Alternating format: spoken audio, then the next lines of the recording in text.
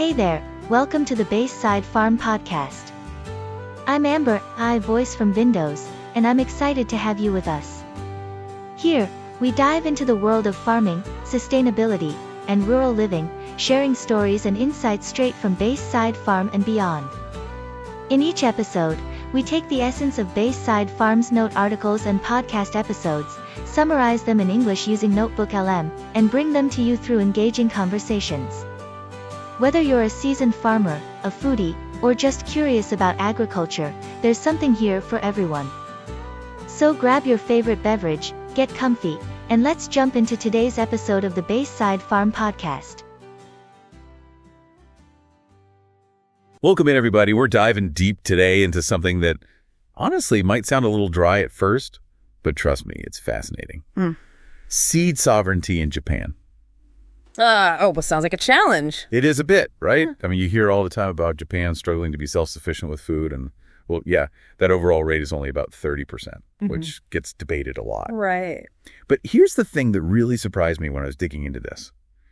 The self-sufficiency rate for vegetable seeds is even lower, like way lower. It's at 10%. Wow. Yeah. Crazy, right. So basically that means Japan imports roughly 90% of its vegetable seeds. Yeah, that's a pretty significant amount. It is, and this fact often gets presented as like a big alarm bell, you know? Yeah. Like there's some shadowy corporate scheme going on. Right, it's easy to jump to that conclusion. Yeah, but the sources you shared paint a much more nuanced picture. Yeah, I think the narrative tends to get oversimplified a lot. What's interesting is it's not so much a case of foreign companies, just like dominating the market. Major Japanese seed companies like Taki, Sakata, Asahi, they're actually the ones choosing to produce a lot of their seeds overseas. Okay, so this isn't like a forced dependency situation. This is a strategic decision by these Japanese companies. Right. I'm already intrigued. Yeah. So why would they choose to do that? Well, it might seem kind of counterintuitive at first, but when you look deeper, there are a lot of solid reasons for this approach. I mean, first of all, just think about Japan's geography, its climate. Right. I mean, the country's prone to earthquakes, typhoons, unpredictable weather patterns. Having all your seed production in one place creates a huge vulnerability. Oh, totally. Yeah. Like you're putting all your eggs in one very shaky basket. Exactly. And that's where overseas production comes in. It spreads the risk. So it's like diversifying your investments, but for food security. Exactly. It's all about managing risk, ensuring a stable supply of seeds. And it goes beyond just natural disasters, too. Overseas production allows these companies to take advantage of different climates and growing conditions. So you can optimize for quality and production cycles? Yeah, basically it's not just about safety, it's also about efficiency. Okay, that's starting to shift my perspective a bit. And it's also important to remember that Japanese seed companies are global leaders in innovation. They're constantly developing new varieties, improving yields, contributing to global food security. This overseas production isn't about cutting corners. It's often about accessing the best expertise and resources to drive those innovations forward. That's a good point that often gets missed in that, self-sufficiency at all costs argument. Sometimes the most effective solution involves collaboration. Right. And leveraging global expertise. Absolutely. I think it challenges us to think outside of those simple narratives and consider the complexities of the global food system. It's not always as clear-cut as local is good, global is bad. Yeah. One of the sources actually had this great anecdote about plastic packaging for vegetables, which I thought really illustrated this point. Okay. Consumers in Japan often complain about excessive plastic wrapping, seeing it as wasteful and unnecessary. Right. But as the source explained, that packaging actually plays a crucial role in maintaining freshness and hygiene, especially in Japan's humid climate. It makes sense. Yeah. And it's a case where well-intentioned concerns can sometimes miss the bigger picture. Right. It's kind of like a parallel to the seed debate, right? Sometimes what appears to be a negative on the surface, like overseas production or plastic packaging, is actually a solution to a complex problem. It's all about context. Yeah, driven by this desire to deliver the best possible product to the consumer. Okay, so we're going beyond the slogans here. What does all of this mean for the average person in Japan? The person buying and eating these vegetables. Well, I think it encourages a shift in perspective. Just because something is labeled as imported doesn't make it inherently bad. Right. Or inferior. In the case of vegetable seeds, it's often a deliberate strategy by Japanese companies to make sure there's a stable, high-quality, and diverse food supply for their own people. So it's not necessarily corporate greed or or loss of control, Right. as some might assume, It's a more complex situation than that. with lots of factors at play. Yeah, and it also highlights the need for more transparency from these companies. If consumers understood the reasons behind these practices, they might be less likely to jump to those negative conclusions. Yeah, I think you're right. There's a human element to this, too. The sources talked about the frustration these companies feel when their efforts are misunderstood. Sure. Like they're trying to do what's best for Japan's food security, and then they get criticized for practices that actually benefit consumers. It's a reminder that there are real people behind these decisions. Absolutely. People who are passionate about providing quality food for their country. I'm already starting to rethink some of my own assumptions about seed sovereignty in Japan. Well, that's the beauty of a deep dive, right? It forces us to confront our biases and embrace a more nuanced understanding of complex issues. I like that. I like that a lot. Okay, so we've unpacked this idea that Japanese seed companies strategically produce overseas to ensure quality and stability. But there's always another layer to peel back, right? What about the role of the government in all of this? And those picture-perfect veggies I always see in Japanese markets, are those two things connected somehow? You're right. It's not just about corporate decisions. The government and consumer preferences definitely play a big role here, too. The sources you shared point out that the Japanese government does have policies to encourage domestic seed production. They offer subsidies and fund research and development, all aimed at boosting that self-sufficiency rate. So they are trying to move that number up from 10%. They are making an effort. Yes, but this is where the consumer comes in.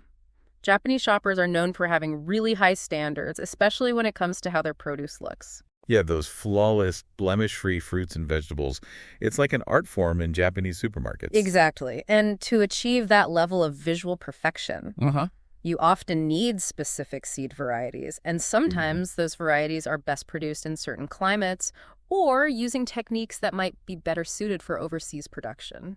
So even if the government wants more domestic production, the demand for those picture-perfect veggies might be pulling in a different direction. Exactly. It's like a tug of war between national goals and individual preferences. That's such a good point.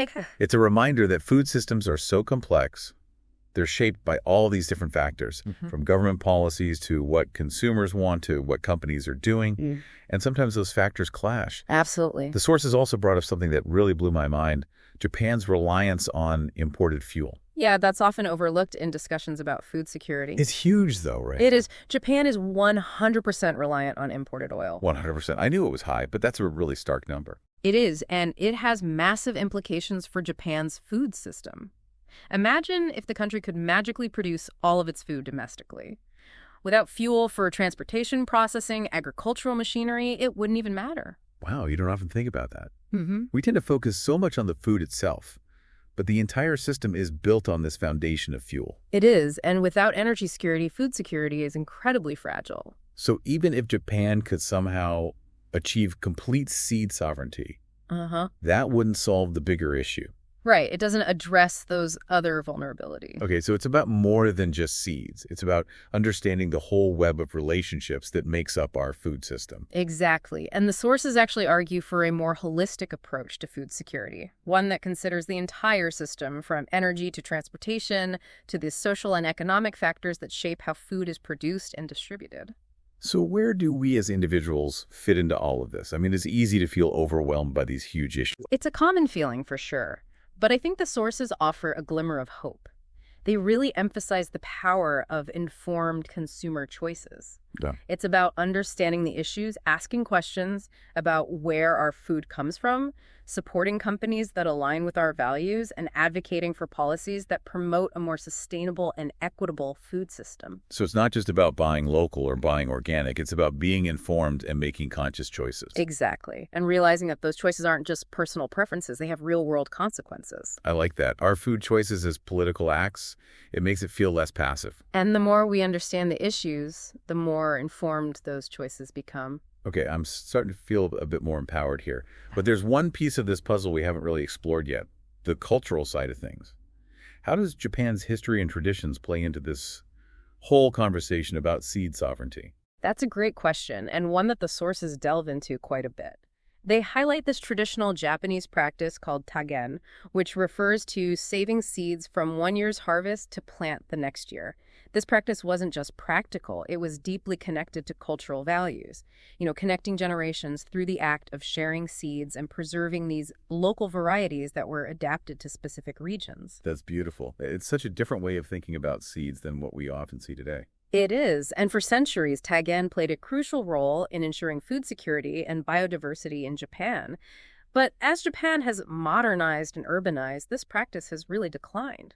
So we have this tension between this traditional practice of seed saving and the reliance on those commercially produced seeds. Exactly. And a lot of those seeds, as we've discussed, are now produced overseas. Right. It adds another layer of complexity to the story. It does, and it raises some interesting questions about how we balance tradition and innovation, how we preserve our heritage, while also adapting to the demands of a modern world. With every layer we peel back, there's a new set of questions. It's like an onion, but a fascinating one. I love that analogy. It's a reminder that there are no easy answers when it comes to food sovereignty. It's a multifaceted challenge that requires us to engage with all these different perspectives, from the historical and cultural to the economic and political, and to really think about the long-term consequences of the choices we make. Okay, so we've covered a lot of ground here. The corporate side, the government's role, consumer preferences, cultural traditions, fuel dependencies. Where do we even go from here? What does the future of seed sovereignty in Japan look like given all these interconnected factors? Yeah. Right, so we've explored corporate strategies, government policies, those picture-perfect veggies, even the role of fuel in Japan's journey towards seed sovereignty. Now let's zoom in on something that's been kind of woven through this whole conversation, those F1 seeds. They popped up a few times, but I think we need a deeper understanding of what they are and why they're so important to this whole discussion. Yeah, you're absolutely right. F1 seeds are a key piece of the puzzle.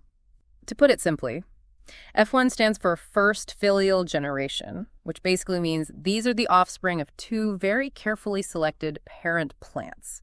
Think of it like plant matchmaking, where breeders are choosing specific parents with desirable traits to create a hybrid with, enhanced qualities. So it's like taking the best of both worlds from two different plants and combining them into one super seed. Exactly. That's why they become so popular in modern agriculture.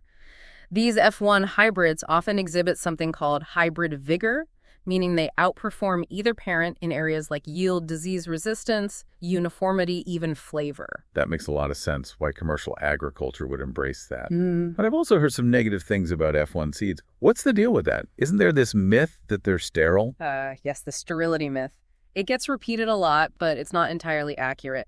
F1 seeds can produce seeds. It's just that the second generation, those F2 seeds, tend to be less predictable. You might get some plants that resemble the F1 parent, but others might revert back to characteristics of the grandparents or even great-grandparents. So it's not that they can't reproduce, it's just that the results are kind of like a genetic lottery. That's a great way to put it. And that's why for commercial growers who need consistency and predictability, sticking with those F1 seeds makes sense. Right. But for the home gardener, like me just messing around with a few tomato plants in the backyard, are F1 seeds still a good option? That's where the conversation gets really interesting. For home gardeners, there's a strong argument to be made for exploring open-pollinated or heirloom varieties. Okay. These are varieties that have been passed down for generations, often adapted to specific regions and climates, and they come with this really fascinating history. So instead of chasing the newest hybrid, I could be planting seeds that have a story, a lineage, maybe even a variety that my great-grandmother might have grown. Exactly. And there's a growing movement of home gardeners who are embracing these heirloom varieties for a few reasons. One is flavor. A lot of heirloom varieties offer these unique and complex flavors that you just don't find in those commercially produced hybrids that, prioritize shelf life and uniformity over taste. That's true. I've definitely had those supermarket tomatoes that taste like nothing. Exactly. Another reason is biodiversity. By growing a variety of heirloom varieties, home gardeners actually contribute to preserving the genetic diversity of our food crops. It's like having a safety net for our food system. If everyone's relying on the same few hybrids and a disease wipes them out, the entire system is at risk. Right. But if we have this wide range of varieties out there, some are more likely to survive. That's a great point. It makes you realize that seed saving and growing a variety of plants, even in a small backyard garden, is more than just a hobby. It's a way to contribute to the resilience of our food system. Absolutely. It's a powerful reminder that even those small actions can have a ripple effect. And by choosing to grow heirloom varieties, you're not just growing food, you're becoming a part of this movement to protect our agricultural heritage and keep those stories alive. I love that. We started this whole deep dive talking about seed sovereignty on this national scale.